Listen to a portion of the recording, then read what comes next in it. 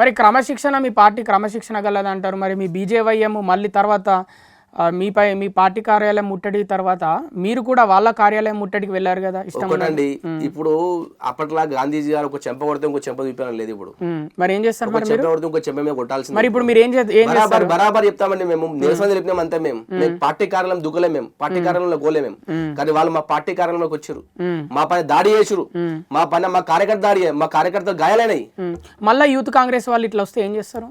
బరాబర్ ఎదుర్కొంటామండి. ఎట్లా ఎదుర్కొంటాం? రమ్మని చూస్తా ఏ యూత్ కాంగ్రెస్ వస్తారు.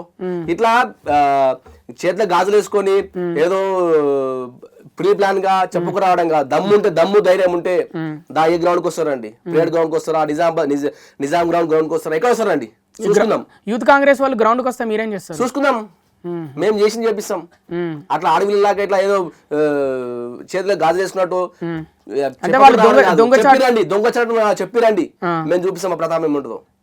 అంటే కొట్టుకుంటారు ఇక మొత్తం బరాబర్ చూపిద్దాం అంటున్నా. నేను చూసుకుందాం. మరి కాంగ్రెస్ పార్టీ నాయకులను హెచ్చరిస్తున్న కాంగ్రెస్ పార్టీ నాయకులను నేను బాహాటంగా చెప్తున్నా, రండి ఎవరు వస్తారు రండి చూస్తున్నాం.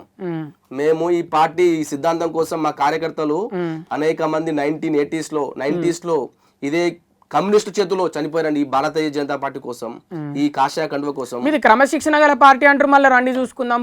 బరాబర్ చూస్తాం. ఎందుకు చూసుకోమండి? అంటే మేము వాళ్ళు వచ్చి మా దాడి చేసాం ఎవ్వుకోవాలా?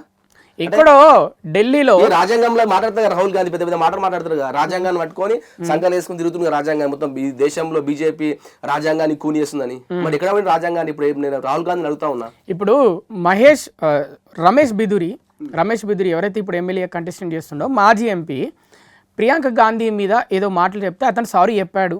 ఒకవేళ కాంగ్రెస్ వాళ్ళు చేసుకుంటే అక్కడ నిరసన చేసుకోవాలి అంటే మీ మీద దాడి చేయడానికి గల కారణం ఏంటి? మీ కార్యాలయం మీద ఇక్కడ హైదరాబాద్ లో ఉన్న బీజేపీ కార్యాలయం చేత కాదు, అక్కడ అలా చేత కాదు. ఢిల్లీలో ఈరోజు వచ్చేది కాంగ్రెస్ పార్టీ అధికారం ఉంది, ఎక్కువ రాష్ట్రంలో ఉంది. ఇంకా నాలుగైదు ఇంకా 4 years తర్వాత ఈ కాంగ్రెస్ పార్టీ ఈ రాష్ట్రం నుంచి వెళ్ళిపోతుంది. కానీ ఈయన చూపేలా ప్రతాపం అని ఇక్కడికి వచ్చింది అంతే. వాళ్ళు ఆల్రెడీ అక్కడ ఒక ఎంపీ ఉండే ఫస్ట్ ఆయన చెప్పినటువంటి మాటలకు ఆయన వ్యాఖ్యలు వెనక్కి తీసుకుంటూ క్షమాపణ చెప్పిండు పెద్ద హృదయంతో. మనం అందరం కూడా స్వాగతించాలి. ఇప్పుడు ఆయన సారీ చెప్పి కూడా దాదాపు 6-7 రోజులు అయింది. అయినాక ఈ విధంగా దాడి జరగడాన్ని ఏ విధంగా చూస్తారు మరి మీరు? ఇది కాంగ్రెస్ పార్టీ ప్లాన్ చేసింది కదా, వాళ్ళు అనుకోని చేసారు కదా. ఎందుకు హైదరాబాద్ బీజేపీ కార్యాలయాన్ని ముట్టడించడానికి కారణం ఏంటి? ఎందుకు అంటున్నా అంటే ఇదే చెప్తున్నా నేను. కాంగ్రెస్ పార్టీ ఇక్కడ బలంగా ఉన్నది, ఏదో చేయాలి. బీజేపీ పార్టీ పైన బీజేపీ పార్టీ అధికారం లేదు, వాళ్ళ పైన దాడి చేయాలి. ఆ ఢిల్లీలో చేసే వాళ్ళు ఢిల్లీలో పప్పులు ఉడకాయి.